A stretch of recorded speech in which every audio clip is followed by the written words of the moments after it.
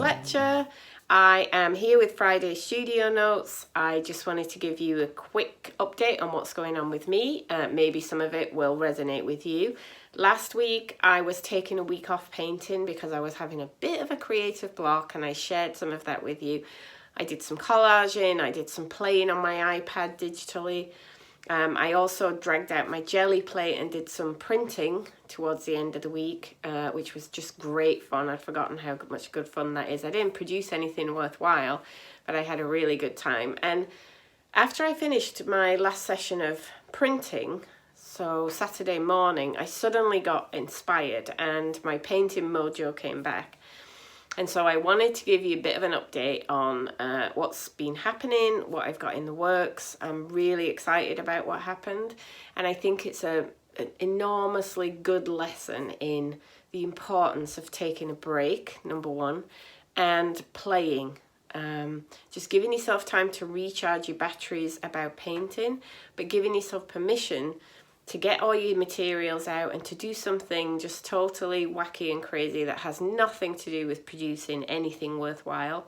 And the end result of that is, certainly in my case, was to reignite creativity, to get me back in touch with myself instead of the thinky person I was becoming. So I was getting much too much in my head, trying to work out the answers to things, and I'll show you what I mean.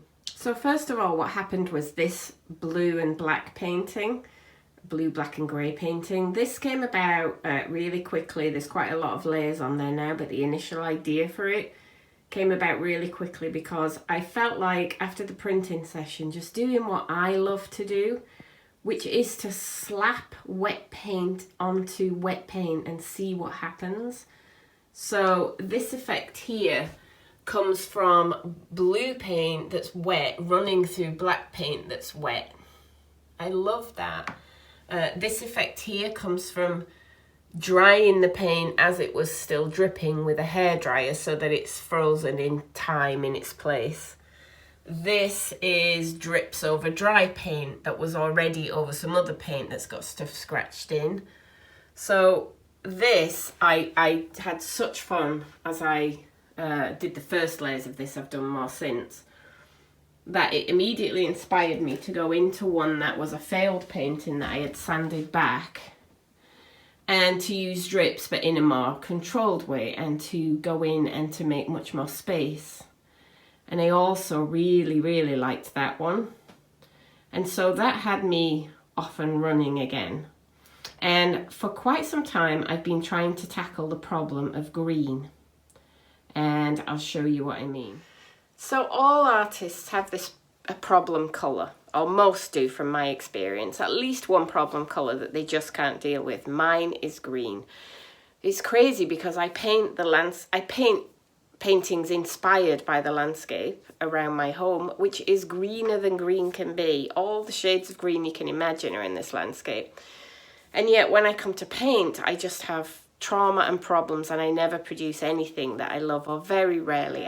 I have the occasional green painting that works. I have a few green paintings that people have bought, and bless you for buying them, and they were the rare ones that worked. But generally I fail with green. And so I went back to it because I have a show coming up in a month. I have plenty of work for the show, but I would really like some green and blue in there. It's called A Sense of Landscape.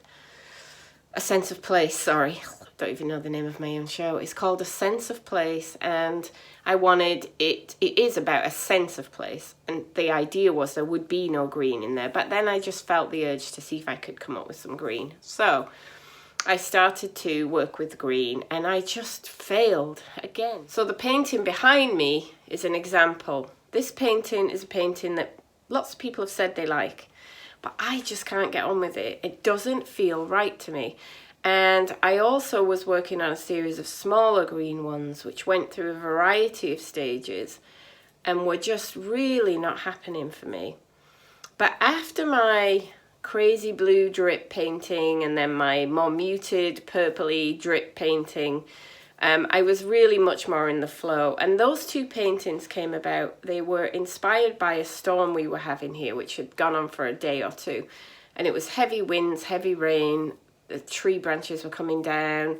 The wind was whipping around the house. You couldn't sleep at night for the sound of the wind. It was so loud. And so that had inspired the feeling that comes out in those drippy paintings. And I wanted to bring that feeling into more of the blue and green work. And I had one large painting. It's large for me. It's 3 feet by 3 feet, or meter by a meter. And I had this painting which had been stuck at a certain point. Again, people said they liked it. I didn't. It didn't work. There were so many things wrong with it. Horizon line in the wrong place. Too much of a focal point coming into the middle. But it just wasn't working for me. And I suddenly thought I could take that same energy that I brought into the blue and the pink one and bring it into this big canvas and really go for it in a way that feels like me. I wanted to do something that really felt like it was coming from inside me, and I felt I was in a place to do that. So I did this, and this I'm so much happier with. This was created relatively quickly. Lots again of drippy paint, lots of rapid paint application, big visible brush strokes, lots of different textures and things happening. I really had a good time doing this, and all of a sudden I had my mojo with green. Also, these are some smaller ones that I had struggled with, and having gone into that big one in such a bold way, it gave me the courage then to go into these smaller ones. They were primarily green by the time I got to them, but what I did was to swipe out most of the green in big loose brush strokes again, lots of fluid paint combined with solid paint, and by doing that I just left bits of green, and I love that effect. And that green against this almost black, which is mixed in with some phthalo turquoise, but it's almost black, that's really zingy. But if you compare those and the large one to what I was producing to the green and blue one that I showed you before, you can see a real difference in energy, vitality, power, because these are me and that one wasn't. And this, I think, is everything. It's everything in painting. It's everything in art making. Is it you? When you're doing what you're doing, does it feel good? Do you get a fizz of excitement? Do you look at it, and even with its flaws, do you feel like, oh yes, I like that?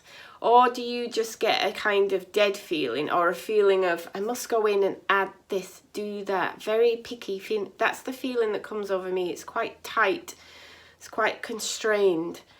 It's not, when I'm in the flow, it's loose, it's fun, everything's happening. I know whatever I do will be okay, and if it's not, I can fix it. It's a different feeling from, oh, should I put that mark there? And as soon as I'm feeling like that, I have to remind myself that I've lost it again. And when it happens, I think it's a case of accepting that that's where we are, doing something to get out of it, which is what I did last week, and then letting it flow and noticing when it stops flowing again and doing something to get out of it again. So if I start to feel tight and constrained with this painting and these smaller ones as I develop them, I need to then go in and mess about with my jelly plate again, or do some sketching, or go watch Netflix, or go for a long walk, or do something, and not be focused on, oh, I have to get this painting right. So I hope that makes sense. Have a fantastic weekend, and I will see you next week for Studio Notes. Bye-bye. Bye.